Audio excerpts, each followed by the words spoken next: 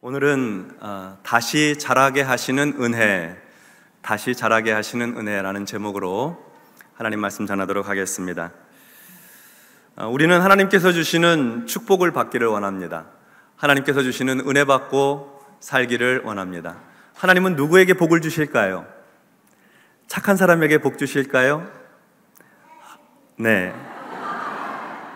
하나님 말씀 귀 기울여 순종하고 하나님 말씀 잘 듣는 사람에게 하나님께서 복 주실 것입니다. 의롭고 선하게 사는 사람들에게 하나님 복 주실 거예요. 그런데 하나님은 착하고 선한 사람들에게만 복 주시는 것이 아니라 실수하고 넘어지고 잘못하고 죄 지은 사람에게도 은혜를 베풀어 주십니다. 그래서 우리는 가끔 생각할 때 하나님께서 어떻게 저렇게 죄 많은 사람에게도 복을 주실까? 은혜를 베풀어 주실까?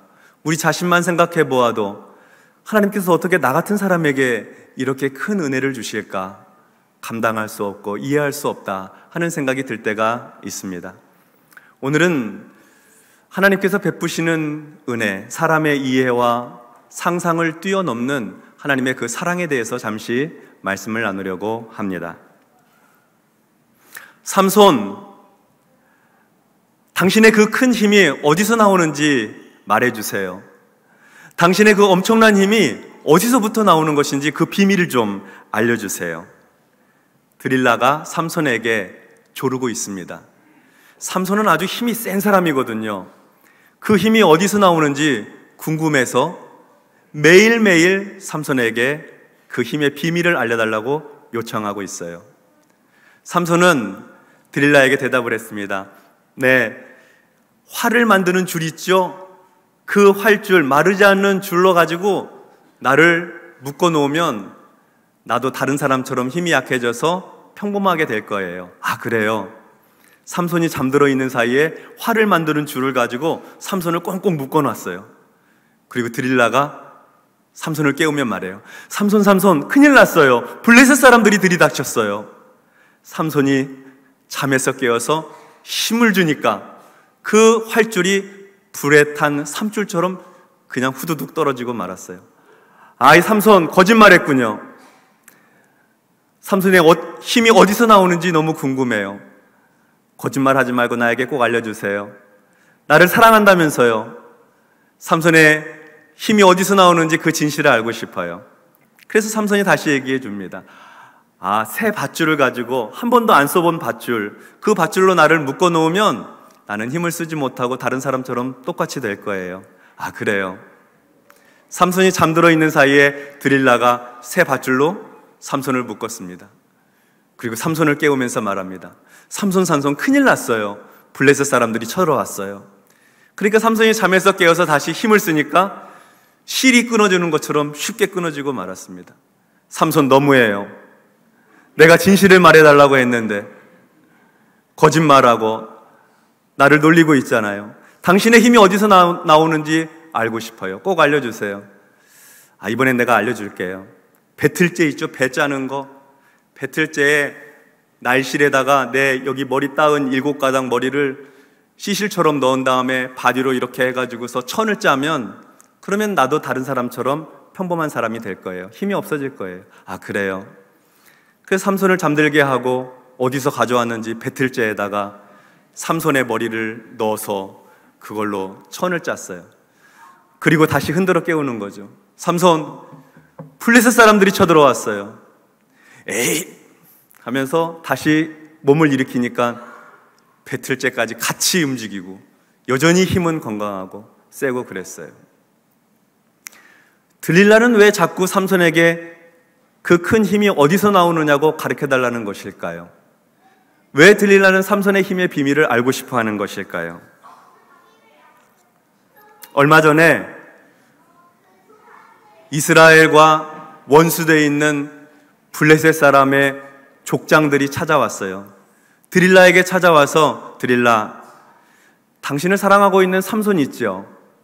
그 삼손의 힘이 어디서 나오는지 우리에게 알려주고 그 삼손의 힘을 없앨 수 있는 방법을 알게 해주면 우리가 당신에게 돈을 주겠어요. 은을 1,100개씩 줄게요. 그렇게 많은 돈을 벌 수 있다면 삼손의 힘의 비밀을 알아내야죠. 그래서 들릴라가 블레셋 족장들하고 계약을 맺었어요. 큰 돈을 벌 수 있는 기회니까 삼손을 이용해서 돈을 벌어야 되겠다 마음 먹은 것이죠. 그런데 삼손이 진실을 말해주지 않는 거예요. 3번이나 여러 가지 말로 얘기를 해줬지만 그것은 삼손의 힘의 비밀이 아니었어요. 그래서 매일 아침마다 낮에 저녁에 삼손을 붙들고 조르는 거예요. 삼손, 당신은 마음을 내게 털어놓지 않으면서 어떻게 나를 사랑한다고 말할 수 있어요. 이렇게 3번씩이나 당신은 나를 놀렸고 그 엄청난 힘이 어디서 나오는지 나에게 얘기해 주지 않았어요. 당신 나를 사랑하기는 하는 거예요? 하면서 얘기하는 거예요. 이전에는 임기응변으로 이 얘기 저 얘기 다 했는데 이제는 할 얘기도 없어요. 그러니까 시달리는 거죠. 괴롭게 하니까 말해주세요. 그 진실을 말해주세요. 그러니까 삼손이 괴로워서 그만 말해주고 말았어요. 17절을 보도록 하겠습니다.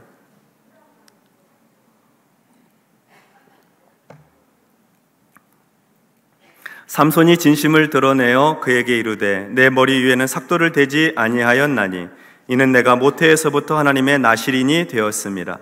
만일 내 머리가 밀리면 내 힘이 내게서 떠나고 나는 약해져서 다른 사람과 같으리라 하니라.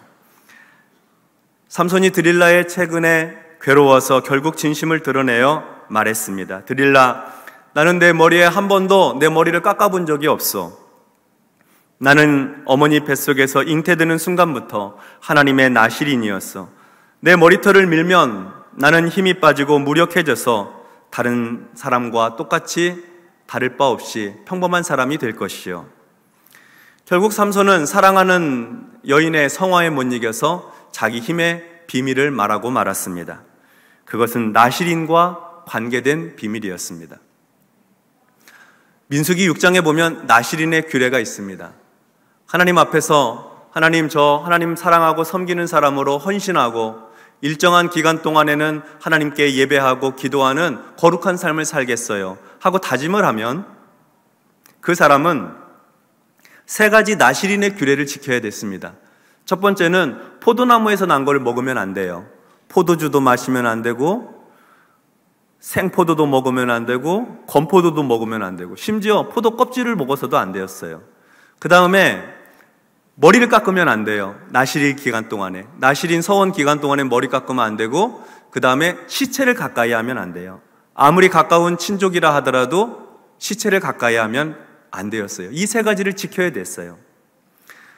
사람들은 하나님 앞에 헌신을 다짐하고 하나님 앞에 일정한 기간 동안 온 마음을 다해서 하나님을 사랑하는 마음으로 나실인 서양을 하곤 했는데 삼손의 경우는 좀 달랐어요. 삼손은 자기가 나실인 되고 싶어서 자발적으로 나실인이 된 것이 아니고 하나님께서 삼손을 따로 구별하셔서 나실인이 되게 만들어 주셨어요. 나실인은 거룩하게 구별된다는 뜻을 가지고 있어요.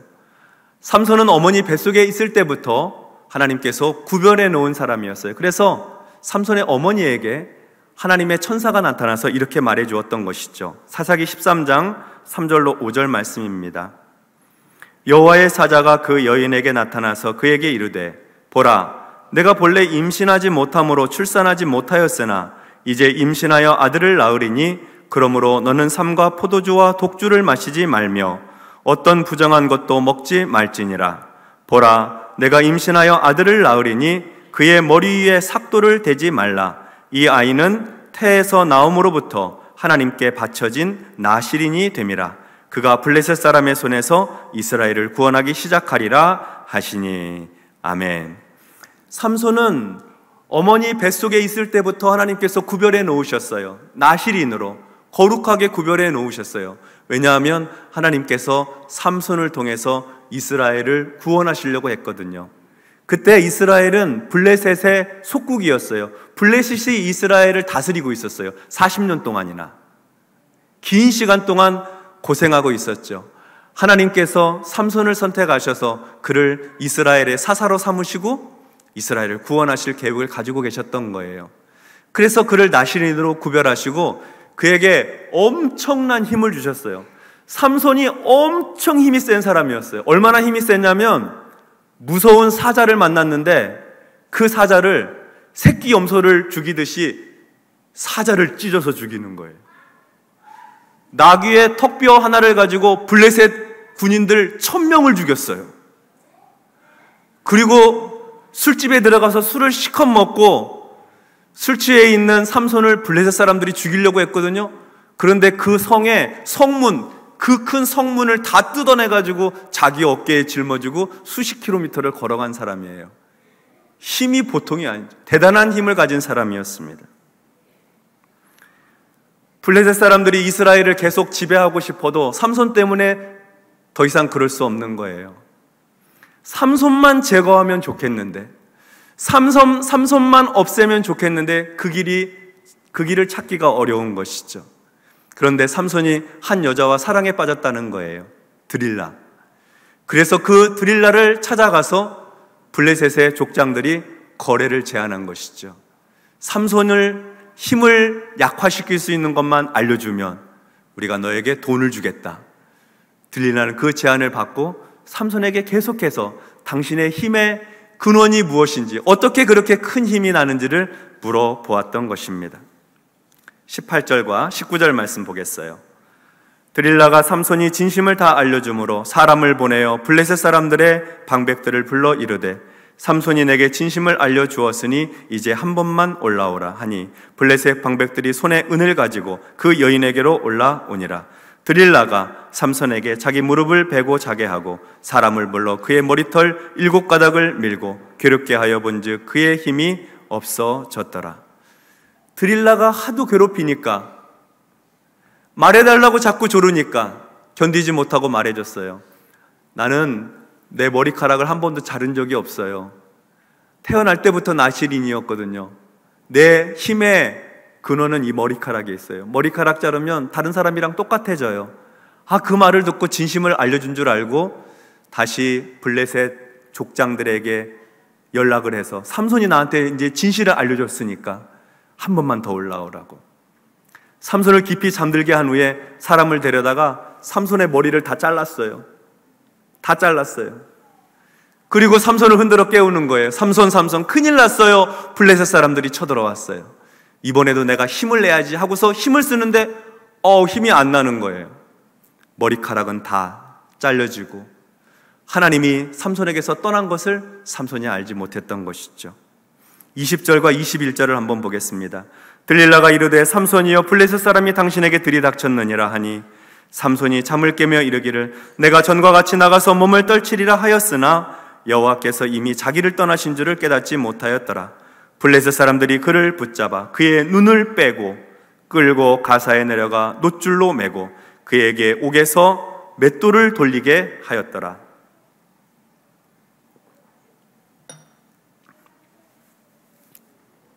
삼손이 일어나서 힘을 쓰려고 해도 머리털이 다 밀렸으니까 힘 못 쓰는 거죠. 블레셋 군인들한테 붙잡혔어요. 두 눈이 뽑혔어요. 쇠줄로 묶어놓고 그리고 가사에 데려다가 감옥에 가둬놓고 감옥에서 맷돌 돌리는 노예로 삼았어요. 얼마 전까지는 힘이 장사였고 이스라엘의 사사였는데 이제는 종이 되어서 두 눈이 뽑히고 맷돌 가는 신세가 된 것이죠. 하나님께서 이스라엘을 구하라고 주신 힘을 여자에게 쓰고 술 마시는 데 쓰고 죄 짓는 데 쓰느라고 힘을 다 쓰고 나니까 삼손은 하나님의 징계와 심판을 받게 된 것이죠. 죄 지으면 하나님께서 주시는 벌을 받게 되는 거예요. 그래서 삼손은 눈도 뽑히고 놋줄로 묶이고 그리고 맷돌 가는 그런 노예가 되고 만 것이죠. 하나님께서 주신 삼손의 가장 큰 강점이 힘이었는데 그 힘을 잘못 쓰고 나니까 오히려 강점이 약점이 되어서 그 사람 망하는 일이 되고 만 것입니다. 좋은 것인데 그 좋은 것을 잘못 쓰면 실패하는 이유가 되는 것이죠. 돈이 아무리 많아도 그 돈 잘못 쓰면 자식이 잘못된 길에 들어서기도 하고 세상의 힘과 권세를 가지고 있어도 그 권력 잘못 쓰면 감옥에 가는 것도 같은 이치입니다.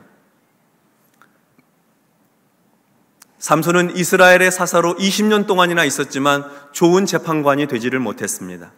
20년 동안 이스라엘 사사로 지냈지만 좋은 종교 지도자로서의 사명을 감당하지를 못했습니다.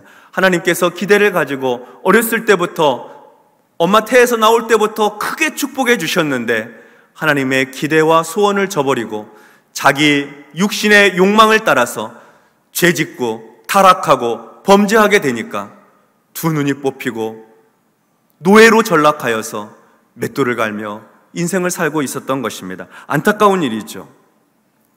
이어서 22절 말씀을 보겠습니다. 여러분 22절 말씀 같이 읽겠어요? 시작. 그의 머리털이 밀린 후에 다시 자라기 시작하니라. 아멘. 22절에 보니까 삼손의 머리털이 밀린 후에 다시 자라기 시작하니라 이렇게 기록이 되어 있어요. 아니 사람이 밥을 먹고 시간이 지나면 머리카락 자라기 마련이지 이게 무슨 대단히 특별한 일이라고 성경에 기록되어 있을까? 사사기를 기록한 성경 기자는 굳이 왜 이 말씀을 여기다가 기록해 놓았을까요? 삼손이 머리털이 밀린 후에 다시 자라기 시작하니라. 꼭 이거를 기록해 놨어야 됐을까? 예. 삼손이 머리털이 밀린 후에도 하나님은 그의 머리카락이 자라도록 그에게 은혜를 베풀어 주셨다. 삼손에게 하나님께서 은혜를 베풀어 주셨다 하는 말씀을 이 말씀 안에 담아두고 싶었던 것이죠. 자기 육체의 욕망을 따라 살아서 심판받고 그리고 책망받고 징계받아서 그렇게 비참한 인생으로 전락되었다 하더라도 그런 삼손에게조차도 하나님의 은혜는 멈추지 않고 하나님의 은혜는 끝나지 않고 하나님께서 그의 머리카락을 자랄 수 있도록 해주셨다는 거예요. 결국 삼손은 머리카락이 다시 자라면서 언젠가 힘을 한번 더 쓸 수 있게 되겠군요. 사사기 13장부터 16장까지 4장에 걸쳐서 긴 말씀 동안 삼손의 이야기가 기록되어 있습니다. 삼손의 이야기 가운데에서도 핵심되는 말씀, 가장 하이라이트가 되는 말씀은 사사기 16장 22절의 말씀입니다. 삼손이 그의 머리털이 밀린 후에 다시 자라기 시작하니라. 그의 머리가 다시 자라기 시작하니라. 하나님의 은혜가 그에게 임하기 시작하니라 하신 이 말씀이 가장 중요하고도 핵심되는 말씀입니다. 하나님은 범죄한 인간의 머리카락을 다시 자라게 하시는 하나님이십니다. 하나님은 타락한 인간을 포기하지 않으시고 계속해서 은총 베풀어 주시는 하나님이십니다. 왜 그런지 알 수 없어요. 하나님께서 왜 그렇게 여전히 사랑하시고 다함이 없는 은총을 베풀어 주시는지 우리는 다 이해할 수 없죠. 하나님의 섭리를 다 헤아릴 수 없어요. 우리가 잘 알고 있는 다윗의 이야기에도 그런 대목이 나옵니다. 다윗이 우리아의 아내 밧세바를 자기의 왕권을 이용해서 범했어요. 밧세바가 아이를 잉태한 것을 알게 되자 우리아를 전쟁터 제일 깊숙한 곳에 밀어넣어서 우리아를 죽입니다. 자기의 죄를 감추기 위해서. 간음을 했을 뿐만 아니라 살인을 저지른 겁니다. 살인을 교사한 것이죠. 그래서 하나님께서 다윗을 징계하시고 다윗의 죄에 대해서 물으십니다. 그 결과로 밧세바가 잉태했던 아이가 태어나고 나서 얼마 되지 않아 그 아이가 죽게 됩니다.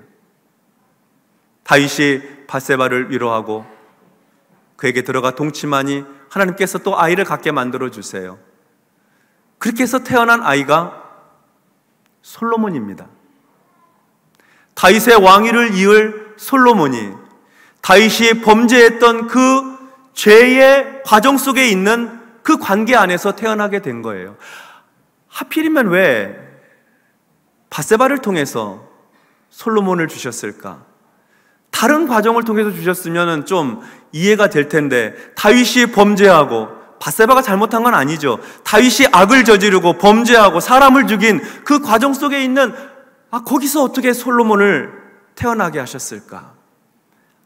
그 부분을 읽을 때마다 고개가 갸우뚱해져요. 하나님의 은혜를 이해할 수가 없죠. 하나님께서 어떻게 그런 사랑과 은혜를 베풀어 주시는지 다 헤아릴 수 없는 것입니다. 성도 여러분, 하나님은 누구에게 복을 주실까요?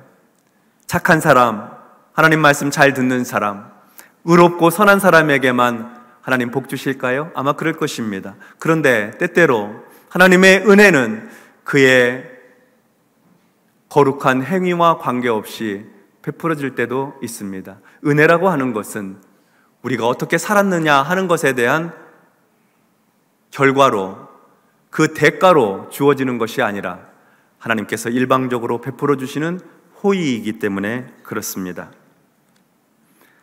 때로 인간의 탐욕과 욕망에 사로잡혀서 범죄함으로 실패하였을 때조차, 그래서 우리 자신을 바라보며 나는 다 끝났다고, 나는 망했다고, 나는 하나님의 진노 아래 심판받고 있다고 그렇게 탄식하고 있을 때조차도 하나님께서는 우리에게 찾아오셔서 은혜 베풀어 주시는 하나님이십니다.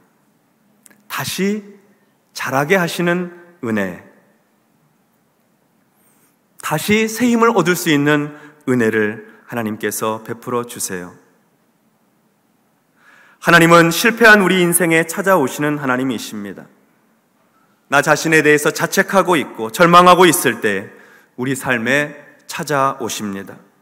그리고 낙심과 절망의 자리에 주저앉은 우리에게 도저히 재기할 수 없을 것처럼 마치 두 눈이 뽑히고 쇠사슬에 묶여서 맷돌을 갈고 있는 것처럼 도저히 재기할 수 없을 것 같은 우리에게 찾아오셔서 하나님 저 다 끝났어요, 이렇게 말하는 우리에게 찾아오셔서 아니야, 안 끝났어, 다시 자라게 하시는 은혜가 남아있어 하고 우리를 붙들어 주시는 하나님이십니다. 블레셋 족장들이 블레셋의 신 다곤의 신전에서 큰 잔치를 열었습니다. 삼손도 잡았고 다시 이스라엘을 지배할 수 있게 되었으니 큰 성대한 잔치를 배설한 거죠.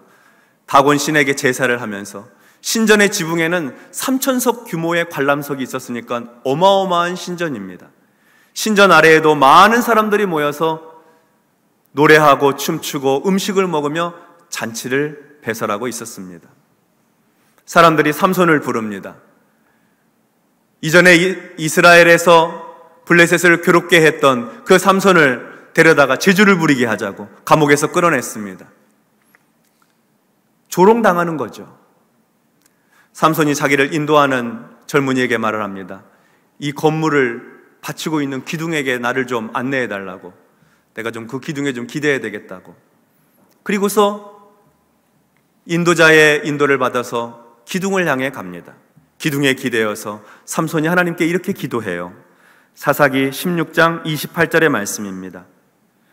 삼손이 여호와께 부르짖어 이르되 주 여호와여 구하옵나니 나를 생각하옵소서. 하나님이여 구하옵나니 이번 만나를 강하게 하사 나의 두 눈을 뺀 블레셋 사람에게 원수를 단번에 갚게 하옵소서 하고, 하나님 앞에 기도하고 건물을 떠받치고 있는 기둥을 한 손 오른손으로 밀고 또 하나를 왼손으로 밀면서 하나님, 내가 이 블레셋 사람들과 함께 죽기를 원합니다, 나에게 힘을 주소서 하고서 그 기둥을 안고 몸을 숙이는 거예요. 하나님께서 다시 한번 삼손에게 큰 힘을 주셔서 그 기둥이 무너지고 신전이 다 무너져서 신전 위에 있던 사람들, 신전 아래에 있던 사람들, 블레셋 사람들이 다 죽게 되었습니다. 성경에 보면 삼손이 살아있을 때 죽였던 블레셋 사람보다 삼손이 죽을 때 죽였던 블레셋 사람들이 더 많았다, 이렇게 기록하고 있습니다. 이렇게 해서 삼손은 하나님께서 자기를 나실인으로 구별하여서 이스라엘의 사사로 세워주시고 이스라엘 잘 다스리라고 말씀하셨던 그 사명을 그동안에는 자기 하고 싶은 대로 하고 살다가 죄만 짓고 살다가 감당 못했는데 하나님께서 다시 자라게 하시는 은혜를 주셔서 하나님께서 마지막 기회를 주시니 하나님이 주신 사명에 충성함으로 이 기회를 살려서 하나님께 영광스러운 그런 인생으로 마무리하였던 것입니다. 성도 여러분, 우리 삶에 고단하고 지친 일들이 얼마나 많이 계십니까? 다시 재기하기 어렵겠다 하는 마음이 들 때가 혹시 있지 않으십니까? 사업이 어렵겠다, 내 자녀가 다시 하나님께로 돌아오기 어렵겠다, 여러 가지로 힘들고 고단한 우리 삶의 형편이 있습니다만 기억하세요. 하나님은 잘하게 하시는 은혜를 베풀어 주시는 하나님이세요. 다시 일어설 수 있도록, 다시 용기를 낼 수 있도록, 다시 도전할 수 있도록 하나님께서 새 은혜를 부어주시는 것입니다. 이전에 우리 마음대로 살았어도 하나님 주신 새 은혜를 받고는 충성되게 살아야죠. 하나님의 은혜를 값지게 받고 하나님이 주신 사명 따라 살아야죠. 하나님의 영광을 위해서 충성된 일꾼들로 사셔서 주께 영광 돌리고 잘하게 하시는 은혜를 마음껏 누리는 사랑하는 온 성도들이 되시기를 주의 이름으로 축원합니다. 기도하겠습니다. 하나님 감사합니다. 하나님 말씀 따라 살지 못하고 불순종하고 살다가 육신의 정욕대로 살다가 넘어지고 실패하고 그리고 상처 입을 때가 많이 있었습니다. 그렇지만 그런 우리에게조차도 하나님의 다함이 없는 은혜와 사랑은 중단되지 않고 포기되지 않고 다시 자라게 하시는 은혜로 오늘 우리에게 찾아오시니 감사합니다. 하나님, 내게 베풀어 주시는 은혜를 힘입고 주저앉은 자리에서 먼지를 털고 일어나서 다시 한번 걸어갈 때에 이제는 내 욕망을 따라 살지 아니하고 하나님 주신 사명을 따라 충성스럽게 살아갈 수 있도록 크신 은혜 베풀어 주시옵소서. 예수님 이름으로 기도하옵나이다. 아멘.